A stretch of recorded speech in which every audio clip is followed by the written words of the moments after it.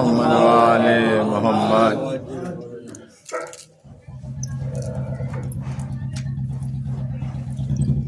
اعوذ باللہ من الشیطان الرجیم. بسم اللہ الرحمن الرحیم. الحمدللہ رب العالمین. الصلاۃ والسلام علی اشرف الانبیاء والمرسلین. اما بعد فقد قال الحسین علیہ السلام انما خرجت لطلب اصلاح فی امت جدی رسول اللہ ان امر بالمعروف وانهى عن المنکر. صدق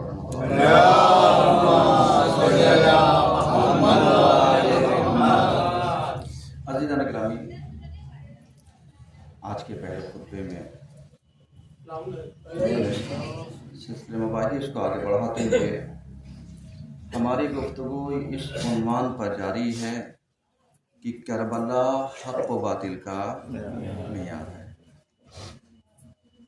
حضور والا چونکہ پچھلے ہفتے میں حاضر نہیں ہو سکا تھا، تو بہرحال ایک گیپ ہے اس میں، اور طبیعت بھی ناساز تھی، اور خدا کا شکر ادا کرتے ہیں کہ اس نے صحت دی، سلامتی دی، اور ان مومنین اور مومنات کا بھی شکریہ ادا کرتے ہیں جنہوں نے دعائیں کی اور قیادت کی. چونکہ اسلامی طور طریقہ بہت کچھ ہمیں سکھاتا بھی ہے اور ہمیں بتلاتا بھی ہے، کیونکہ یہ جتنی بھی چیزیں ہم نے سیکھی ہیں سب کربلا سے سیکھی ہیں. چونکہ کربلا کو اگر ہم معیار حق اور باطل قرار دے دیں گے تو ہماری زندگی کا صحیح اور غلط کلیئر ہو جائے گا، اور اگر ہم کربلا کو معیار حق اور باطل قرار نہیں دیں گے تو ہماری نظر میں غلط بھی صحیح ہے اور صحیح بھی صحیح ہے. یعنی ہم کبھی ان چیزوں کو فرق نہیں کر سکتے. بالکل ویسے جیسے سامنے کی مثال دینا چاہوں کہ کبھی شیعہ سے پوچھئے بھائی نماز کیوں نہیں پڑھتے، تو اگر وہ سمجھدار ہوتا ہے جواب تو کہتا ہے بھائی توفیق نہیں ہے، یا مطلب میری اتنی پرابلم ہے. اور اگر وہ جذباتی ہوتا ہے تو یہ کہتا ہے صاحب نماز تو یزید والے پڑھ رہے تھے. یعنی ایک کراس کوشچن وہاں پر لا کر کے رکھتا ہے جہاں پر سوال کا جواب سے کوئی تال میل نہیں ہے. میری بات سمجھیے گا، کیونکہ نماز سوال کا تھا. اس نے نماز کو جا کر کے ملایا کہاں پر؟ اگر یہ حسین کا واقعی شیعہ ہوتا تو اسے یزیدیت کی نماز نہ دکھتی، حسینیت کی صف ضرور نظر آتی. سمجھ رہے ہیں؟ لیکن چونکہ اس کی نظر میں صحیح بھی صحیح تھا اور غلط بھی صحیح تھا، نتیجہ کیا نکلے گا؟ نتیجہ یہی نکلے گا کہ وہ کبھی صحیح اور غلط میں فرق نہیں کر سکتا، اور جب فرق نہیں کر سکتا تو پھر زندگی کے ہر محاذ پہ منافق تو کہلا سکتا ہے، مومن نہیں رہ سکتا. صلوات تو پڑھیے سب لوگ.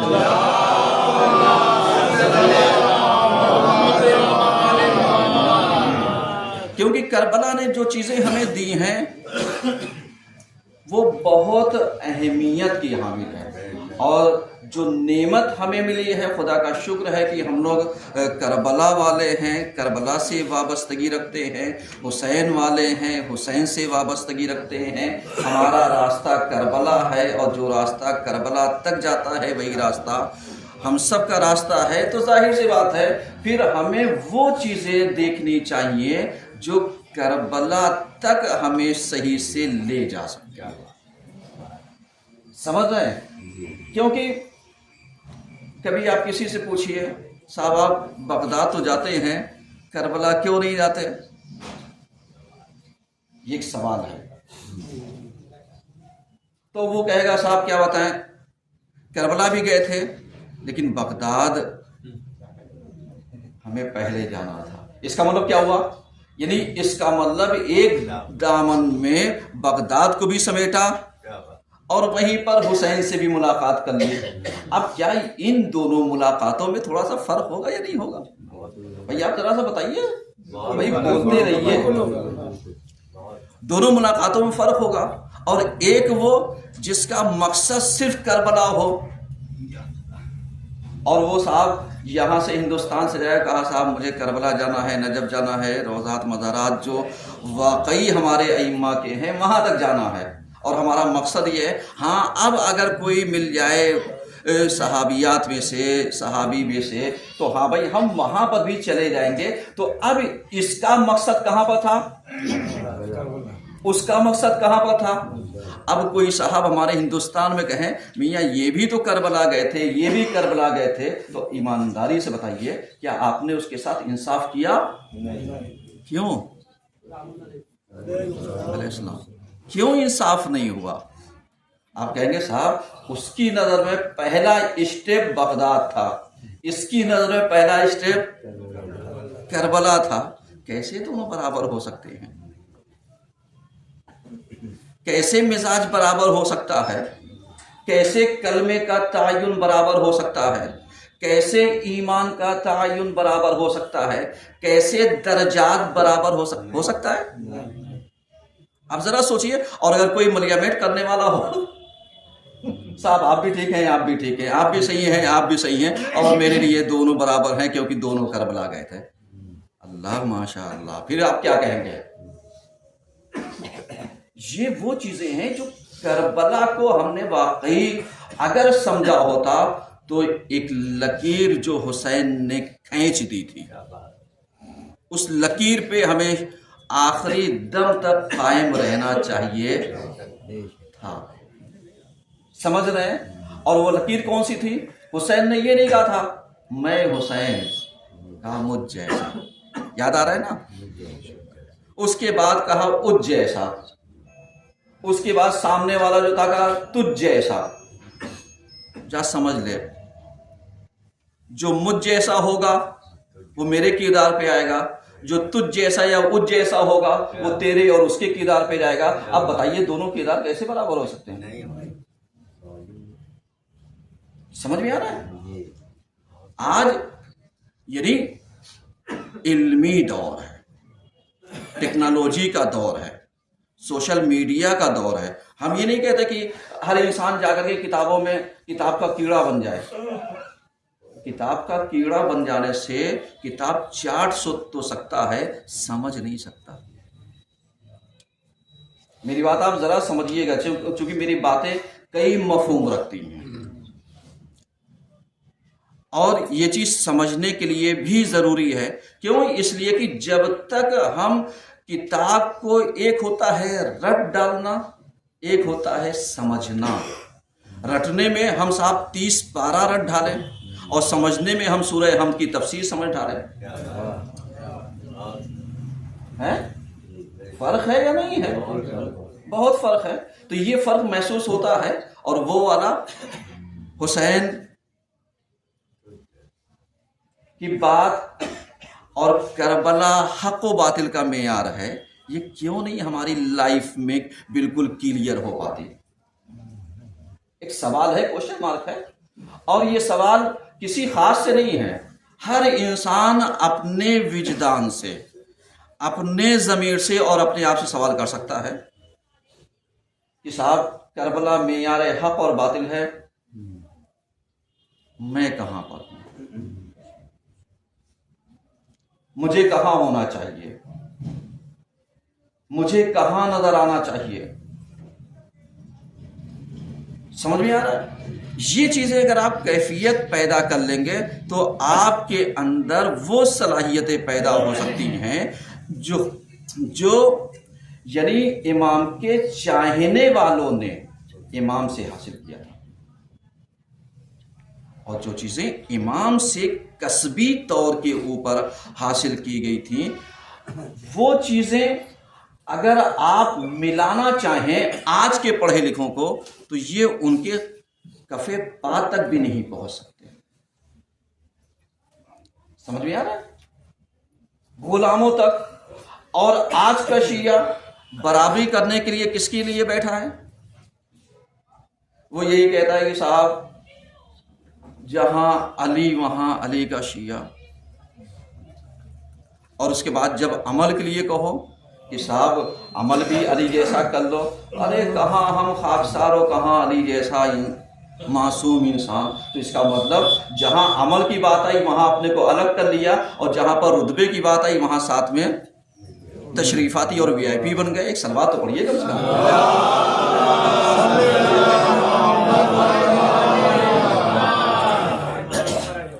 دیکھیے بہت ساری چیزیں ہیں یعنی سمجھنے کے لیے، ڈسکس کرنے کے لیے، کیونکہ جب تک ہم بہت ساری چیزوں کو سمجھیں گے نہیں اور سمجھنے کی کوشش نہیں کریں گے تب تک یعنی یہ کربلا جو معیار حق اور باطل ہے وہ سمجھ میں نہیں آ سکتا.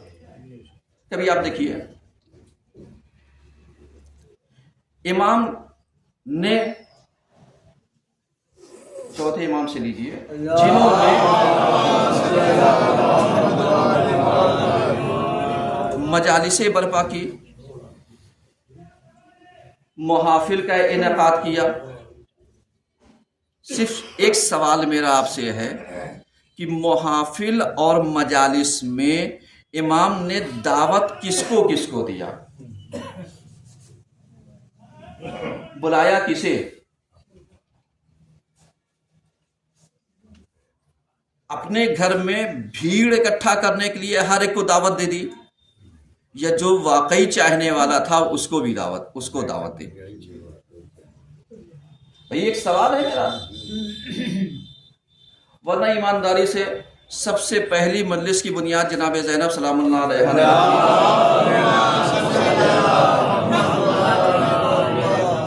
اس پہ ہمیں کہیں پر بھی آپ دکھا دیجئے کہ جناب زینب نے یزیدیوں سے یہ کہا ہو آؤ تم بھی میرے ساتھ ماتم کر لو.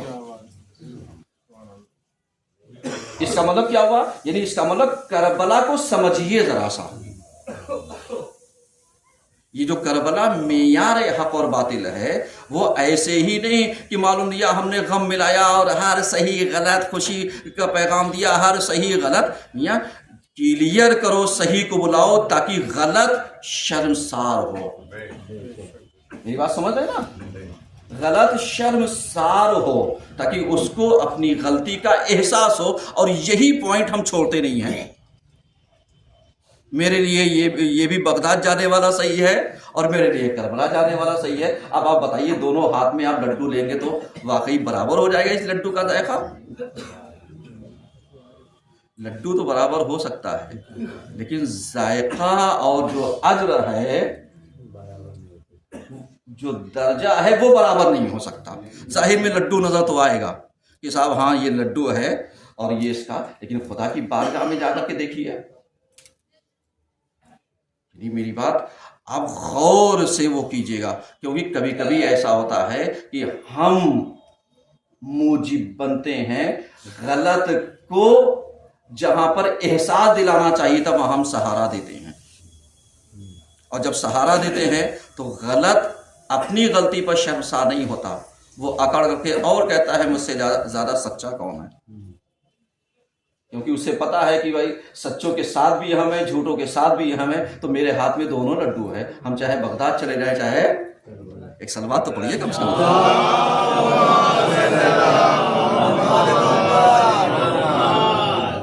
غور کر رہے ہیں؟ اب ذرا سا اسی کربلا کو آئیے ملائیے اور سمجھیے حق اور باطل کہاں پر ہے. یہ جو امام کا ایک جملہ تھا جو آپ نے کربلا کے میدان میں جو خطبات دیے تھے، دیکھیے ہر چیز سوچنے کے لیے، سب چیزیں سنی سنائی ہیں ساری چیزیں، لیکن جو چیز میں ایک لمحے فکریہ آپ کو دینا چاہتا ہوں کہ آپ ذرا سا سوچئے، آپ ذرا سا غور و فکر کیجئے. امام نے لشکر یزید والوں سے یہی کہا تھا کہ قد ملئت بطونکم عن المال الحرام. صحیح ہے کہ تمہارے شکم مال حرام سے بھرے ہوئے ہیں. فطبعت علی قلوبکم، لہذا اللہ نے تمہارے قلبوں کے اوپر مہر لگا دی ہے. اب اس زمرے میں حر، اس کا بھائی، غلام یا اور بھی دوسرے اشخاص آئے یا نہیں آئے؟ اگر آئے تو امام نے کیا کیا؟ دیکھیے کربلا کو ذرا سے سمجھیے، امام نے کیا کیا؟ امام نے اسے پلٹ کر کے اس کا بیک گراؤنڈ یاد دلایا؟ کیا کہا؟ بس یہی چیز سمجھنے کی ہے۔ ہمارے یہاں کیا ہوتا ہے؟ ہمارے یہاں یہی ہوتا ہے کہ جب اگر کوئی صحیح راستے پر آنا چاہتا ہو تو ہم پلٹ کر کے اس کا بیک گراؤنڈ ذرا سا کیا بات ہے، یہ کہتے ہیں، تم مسجد میں، تم مجلس میں، تم محفل میں، اب جا کر کے اپنا کردار دیکھو کہ کس کو تم نے مسجد سے روکا، کس کو تم نے محفل میں آنے سے روکا، کس کو تم نے مجلس میں آنے سے روکا۔ کیا ایسا طنز کہیں پر حسین یا کربلا والوں کا ملتا ہے؟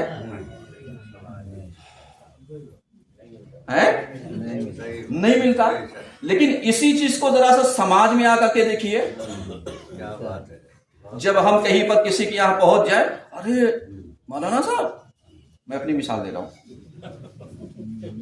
میں اپنی مثال دے رہا ہوں، میرے عزیزوں اپنی مثال دے رہا ہوں، میں آپ سب کو کچھ کہہ ہی نہیں سکتا، اور اگر کچھ باتیں کہتا ہوں تو ازہ سے ہدایت کہتا ہوں۔ یہ چیز ذہن میں رہے، بقیہ میری کسی سے کوئی پرابلم نہیں ہے، نہ کوئی دشمنی ہے، نہ کوئی ویسے ہے، یہ چیز کو ذہن میں رکھیے۔ اگر کوئی بات کہتا ہوں تو ازہ سے ہدایت کہتا ہوں۔ ایک صلوات پڑھیے سب۔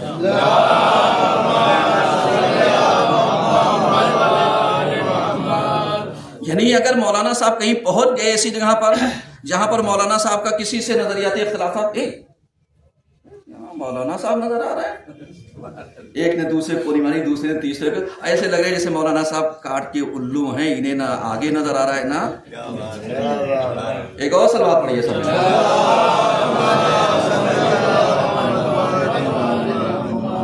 یعنی اب آپ سوچئے، جب ایک امام جمعہ کو تم نے نہیں چھوڑا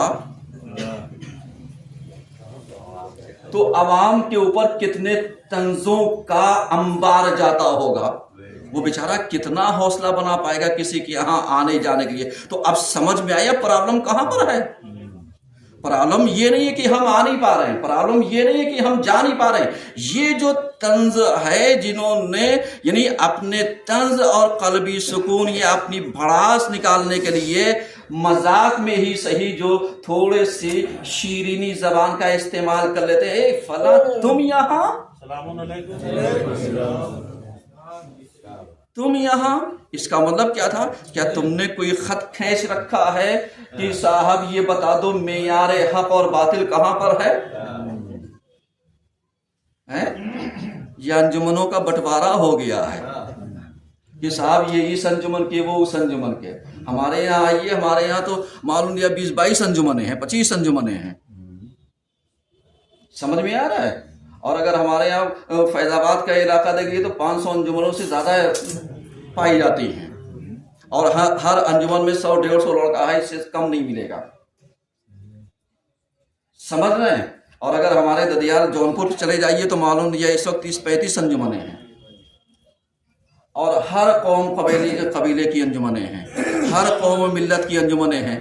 لیکن ٹھیک ہے، چلتا ہے، لیکن جہاں پر حسین کی بات آتی ہے وہاں پر طنز نہیں چلتا، وہاں پر پیار اور محبت کا پیغام چلتا ہے۔ ایک صلوات پڑھیے سب مل کر۔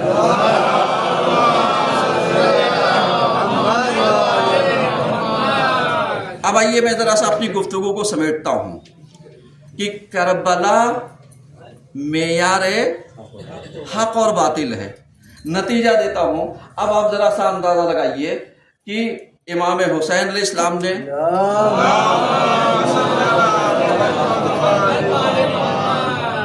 ہور یا اس کے ساتھی جب آئے آپ کی طرف تو آپ نے طنز کرنے کے بجائے اسے سینے سے لگایا۔ ٹھیک ہے، پہلا پیغام۔ دوسرا پیغام یہ کہ جب شہزادی نے یعنی فرش عزا بچھائی تو وہاں پر قاتلوں کو یا جو قتل میں ملوث تھے ان کو اپنے یہاں دعوت نہیں دی۔ اس کا مطلب جو ظلم مرتکب ہوتے ہیں یا ظالمین میں سے ہیں علیہ السلام، یعنی آپ شہزادی کے عمل سے اس عمل کو لے لیجیے، اس عمل کو لے لیجیے تاکہ صحیح اور غلط فرق رہے۔ جب آپ ان چیزوں کو باریکیوں سے کو ذرا سا سمجھنے کی کوشش کیجیے گا تب پتہ چلے گا کربلا معیار حق اور باطل ہے، اور حق اور باطل کا معیار کیا ہے؟ کربلا ہے۔ صحیح ہے۔ اعوذ باللہ من الشیطان الرجیم، بسم اللہ الرحمن الرحیم، والعصر ان الانسان لفی خسر الا الذین آمنوا وعملوا الصالحات وتواصوا بالحق وتواصوا بالصبر۔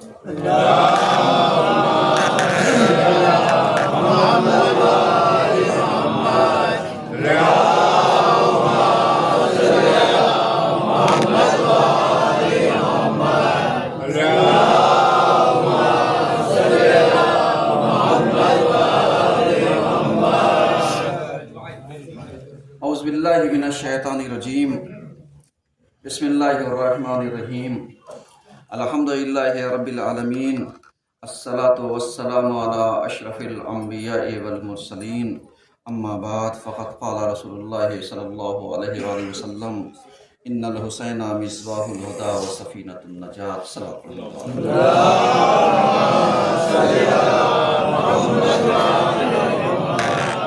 عزیزان گرامی، آج کے دوسرے خطبے میں سلسلے مباحث کو آگے بڑھاتے ہوئے ہماری گفتگو اس عنوان پر جاری ہے کہ کربلا کی تحریک میں خواتین کا کردار۔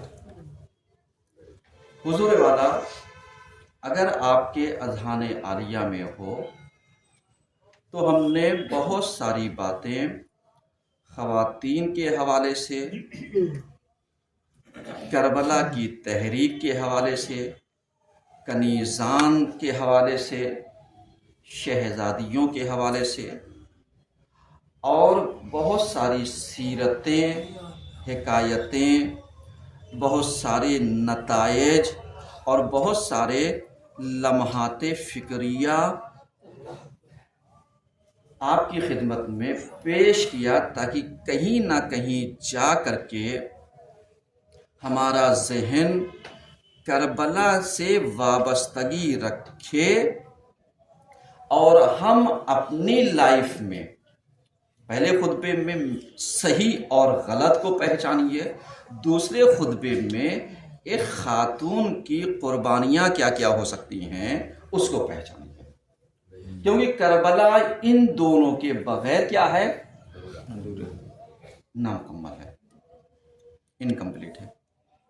اور جب یہ نامکمل ہے تو ظاہر سی بات ہے پھر ہم خاتون کے بغیر کیسے مکمل ہو سکتے ہیں، کیونکہ تحریک چونکہ امام معصوم ہیں، امام معصوم نے اگر آپ دیکھیے تو امام حسین خود 1، سیدے سجاد 2، امام باقر 3 کربلا میں تھے نا، تین معصوم کربلا میں موجود تھے۔ اس کے بعد کیوں ضرورت پڑی خواتین کی؟ کیوں لے کر کے آئے؟ کیوں اپنے ساتھ یعنی ان بیویوں کو شامل کیا؟ یہ وہ جوابات ہے جو آج ہمارے سماج میں تنگ نظری اور تنگ فکری کے قائل ہیں کہ لڑکیوں کو آزادی نہ دو، لڑکیوں کو ایجوکیشن نہ دو، لڑکیوں کو تعلیم نہ دو، لڑکیوں کو یہ نہ کرو، کیونکہ یہ پڑھ لکھ کر کے کیا کریں گے؟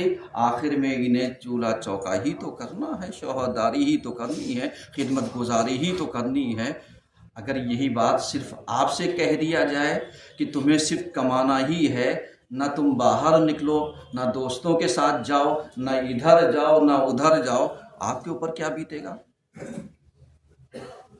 بھائی دیکھیے، ایک کراس کوشچن ہے تاکہ آپ سمجھیے، اسلام نے خاتون کو قید نہیں کیا ہے، جہاں پر خطرات تھے وہاں پر محافظت اور حفاظت کا بندوبست کیا، اور جہاں پر عمل کی بات، برابری کی بات، حصے داری کی بات، مساوات کی بات ہوئی، وہاں پر برابری کا درجہ دیا۔ آپ کو یاد ہوگا کسی خطبے میں ہم نے کہا تھا یہ جو ہم کہتے ہیں عورتوں کو ناقص العقل، یاد ہے نا؟ ہاں، ناقص العقل۔ میں تو دیکھتا ہوں ہندوستان کا ریکارڈ اٹھائیے، ابھی ایگزام ہونے والا ہے، صحیح ہے نا؟ ابھی اسی فروری کے لاسٹ میں اور مارچ کے شروع سے ہی یہ بورڈ ایگزام شروع ہوں گے، صحیح ہے؟ ہوں گے۔ ذرا سا رزلٹ نکلتا ہے تو ٹاپروں کی لسٹ دیکھیے، پرسنٹیج کس کا ہے؟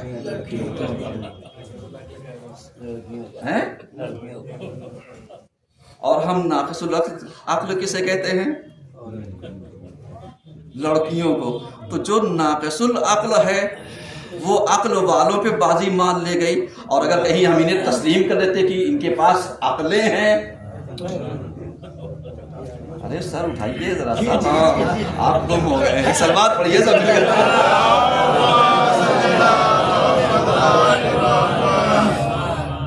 غور کر رہے ہیں؟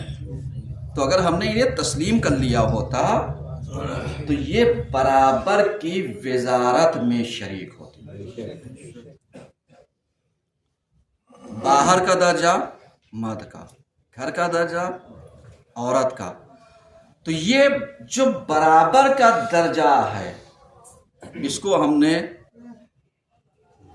دخالت کے نام کے اوپر اور شادی بیاہ کے نام کے اوپر ہم نے کیا کیا؟ چوپٹ کر دیا۔ اگر آپ کو یاد ہو خطبے میں تو ہم نے یہی کہا تھا نا کہ معلوم دیا کہ اپنے بگڑائے لڑکے کو، جو بگڑا ہو اس کو سدھارنے کا ایک راستہ کیا ہے؟ شادی کر۔ ہاں یہی میں نے کہا تھا، یاد ہے؟ میں ربط دے رہا ہوں تاکہ آپ اس چیز کو ملائیے، کیونکہ ہمارا خطبہ موضوعات پر چلتا ہے اور ہم کوشش کرتے ہیں کہ ایک نتیجے تک گفتگو کو تکمیل کریں۔ اب آپ ذرا سا بتائیے، آپ کون ہیں؟ ماں باپ۔ اطراف میں کون ہیں؟ بھائی بہن اور رشتے دار۔ اور جو آنے والی ہے وہ کون ہے؟ انجان۔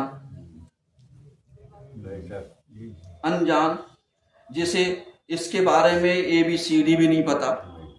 اب آپ ایمانداری سے بتائیے، جس کے بچپنے سے لے کر کے جوانی تک آپ نے وقت دیا، کھلایا پلایا بڑھایا، اس کو تو آپ سدھار نہ پائے، اور ایک انجان جو آنے والی ہے توقع کرتے ہیں یہ کوٹ کوٹ کر کے اسے سیدھا کر دے گے۔ ارے آپ بے فکر رہیے، کوئی کوٹتا اٹھتا نہیں ہے، ایک سلوات پڑھیے سب۔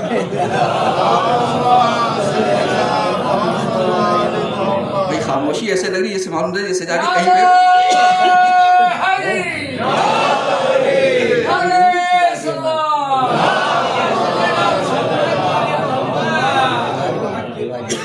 اب اسی کو ذرا سا اینگل چینج کیجئے۔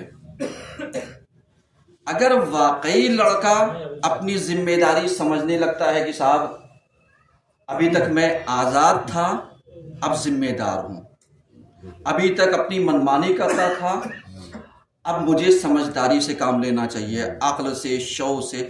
اب جب یہ سمجھداری پہ اترتا ہے تو سب سے زیادہ پنکتا کون ہے؟ بھائی آپ نے شادی کس لیے کی تھی؟ سدھر جائے، اور جب سدھر رہا ہے تو بگڑ کون رہا ہے؟ ایک اور سلوات تو پڑھیے کم سے کم۔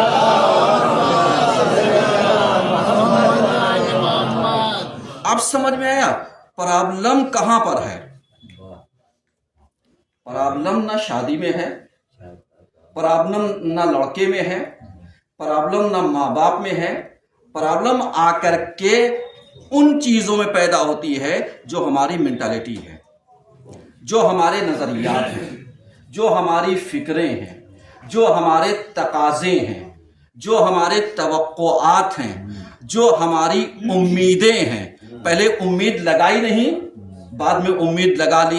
अब पहले उम्मीद पे अगर आपको यही करना था तो 30 साल बेटा आपकी खिदमत में था, तब उम्मीदों को सारे अरमान पूरे कर लेते। भाई 30 साल कम नहीं होता है। 30 साल अपने अरमान आप पूरे कर लेते। बेटा कमाओ, खूब ला करके माँ की खिदमत करो, तब तक तो कुछ नहीं। और जहां ये जरा सा समझदार हुआ, बीवी का नान नफका, उसके अखराजात उठाने की कोशिश करने लगा, जो कि वाजिब है। तो अब पिनका कौन, नाराज कौन हुआ? कि इससे पहले माँ बाप को नहीं मिलता था? मिलता था, लेकिन ये जब इधर यानी बैलेंस करने लगा, तो ऐसे ही माँ बाप को भी अपनी सोचों का बैलेंस करना चाहिए कि साहब पहले ये खाली हमारे अख्तियार में था, अब ये एक जिम्मेदार है, वलो आपका बेटा है। बेटा होना अपनी जगह पर है, लेकिन ये किसी का हाकिम है, ये किसी का जिम्मेदार है। इससे सवाल किया जाएगा, ये जो आ रही है, माँ बाप से नहीं पूछा जाएगा कि साहब इसके साथ क्या हो रहा है। माँ बाप से ये नहीं पूछा जाएगा खाना मिला नहीं मिला, खाना दिया या नहीं दिया। लेकिन इस लड़के से पूछा जाएगा कि जब तुम सवेरे जा रहे थे तो तेरी बीवी ने नाश्ता किया या नहीं किया, दोपहर का खाना खाया या नहीं खाया, शाम में जब आ रहा है तो इसके लिए कुछ तोहफे तोहफे लाया या नहीं लाया। ये सवाल तुझसे होगा। तो जब तुझसे होगा, अब अगर ये जिम्मेदार होता है तो ये माँ बाप को यहां पर समझदारी से काम लेना चाहिए, जज्बात से नहीं।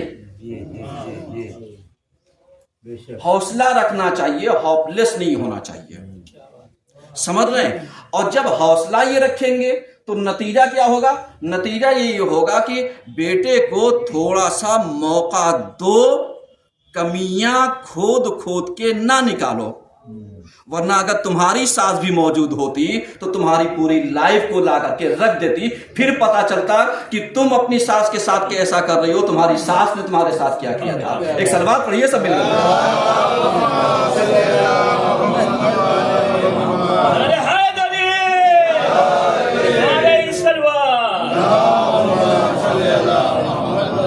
देखिए कभी कभी बातों को समझाने के लिए जब तक तोड़ नहीं होगा किरास, तब तक बातें समझ में नहीं आती हैं। समझ में आ रहा है भाई? माँ बाप काबिले एहतराम हैं, बगैर चूंचरा हमें इन्हें तस्लीम करना है। लेकिन क्या हम अपनी ज़ौजा और बच्चों से गाफिल हो जाए? यहां पर अगर इन्होंने आर्डर दिया तो आप इनके आर्डर को फॉलो नहीं कर सकते, क्योंकि ये तारुज हो जाएगा, टकराव। समझ रहे हैं? क्योंकि ज़ौजा जो आई है, लाया कौन? हुकूक की अदायगी करने के लिए मौका फराहम किसने किया? अब जब फराहम किया तो इसकी भी पर्सनल लाइफ को तो जीने दो, इसको भी तो पर्सनल लाइफ गुजरने दो। क्योंकि इसकी अगर पर्सनल लाइफ डिस्टर्ब रहेगी तो पूरे घर का माहौल डिस्टर्ब रहेगा। आज समझदार माँ बाप अलग तरीके से रवैया अख्तियार करते हैं, और नासमझ माँ बाप जज्बात में बह बह करके वो बातें गैरों से शेयर कर देते हैं जो बातें हमारी पर्सनल होती हैं। नतीजा क्या होता है? नतीजा ये होता है कि वो तो अपने जज्बात कह रही थी, यहां तो इसकी इज्जत का दिवालिया कर दिया, यहां तो इज्जत को दांव पे लगा दिया। यानी अब समझिए आपके जज्बात हैं और यहां पर बराबर में आपकी बेटी और बहू की इज्जत है। सख्त तरीन अजाब के मरहले में अगर अल्लाह की अदालत में दोनों को रखा जाएगा तो अजाब और सवाब का हकदार कौन होगा? मेरी बात जाकर के सोचिएगा, रिकॉर्डेड खुतबा है, हुसैनी पैगाम पर जाता है, ना समझ में आए सुनिएगा बाद में। मेरी बातें मेरी ज़बानी सुनिएगा, किसी और की ज़बानी नहीं सुनिए, क्योंकि अल्फाज और सीक्वेंस अगर बदल दिया जाता है तो जो गुफ्तगू का अदब और लहो लहजा होता है वो बिगड़ जाता है। समझ में आ रहा है ना? ये बहुत अहम है।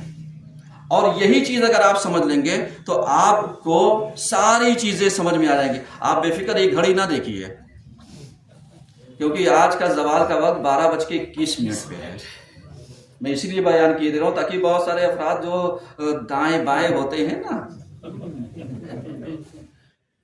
وہ ان چیزوں میں تھوڑا سا حوصلہ رکھیں. ہفتے میں اگر 40 منٹ آپ کو واعظ و نصیحت دی جا رہی ہے، ایک ہی درس تو ہے، اس کو حوصلہ رکھیے تاکہ ہو سکتا ہے کسی بندے کی لائف بن جائے، ہو سکتا ہے کہیں سے ٹرننگ پوائنٹ مل جائے. آپ اس نظریے پہ دیکھیے. بغل والے کے کان میں پھونک دیں گے تو مولانا کا پورا خطبہ چلا جائے گا دوسرے کان سے باہر. سمجھ رہے ہیں؟ تو یہ نہ کیجئے گا، کیونکہ جب نماز پڑھنے کو منع کیا گیا ہے خطبے کے دوران تو گفتگو لا محالہ منع ہے. یہ چیز سمجھ میں آنی چاہیے. تو کہنے کا مطلب یہ ہے کہ یہ رجب خوشیوں کا دور چل رہا ہے. کل ٹکیاں پکیں گی انشاءاللہ یا آج رات میں پکیں گی؟ آج رات میں. سمجھیے گا، مجھے ان چیزوں کی طرف نہیں جانا ہے اور نہ جانا چاہتا ہوں، لیکن اتنا یاد رکھیے گا کہ امام صادق علیہ السلام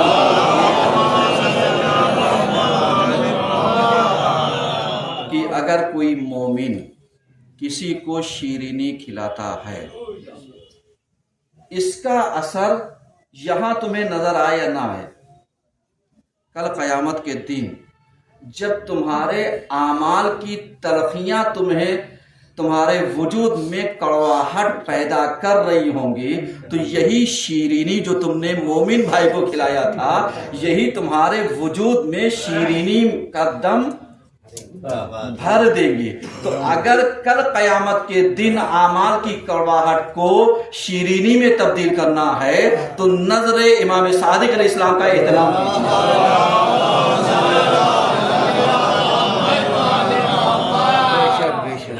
سمجھ رہے ہیں؟ کیوں؟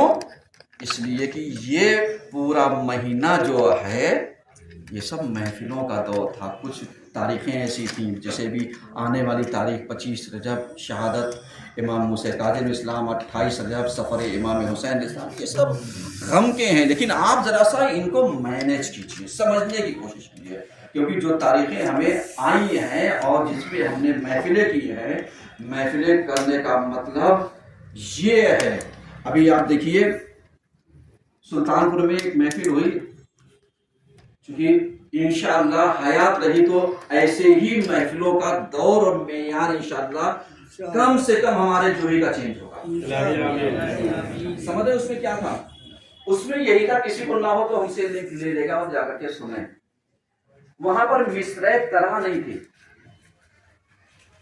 بلکہ وہاں پر ایک موضوع دیا گیا مولا علی سے ریلیٹڈ، یعنی مولا علی یتیمان، مولا علی علم، مولا علی تربیت، مولا علی پرورش، یعنی اس طریقے سے مطلب بہت سارے موضوعات ایک ایک عالم کو.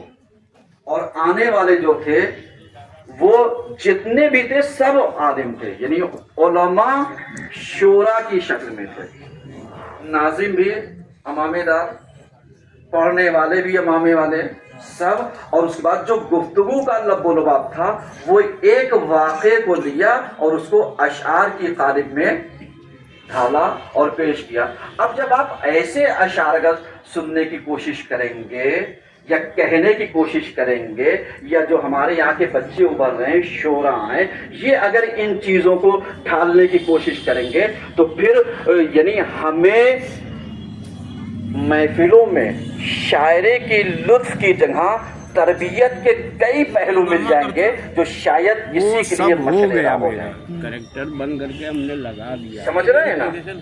تو انشاءاللہ کوشش کیجئے کہ مصرع اپنی یہاں پر ہے، یہ بہت اچھا ہے، لیکن اگر موضوعات سے بھی تھوڑی سی گفتگو ہو، شورا سے کہیے یہ موضوع ہے، اس پر کتاب کا مطالعہ کیجیے، پھر اس کو قالب میں ڈھال کر کے آئیے، پھر جب یہ پیش کیا جائے گا تو یہ عوام.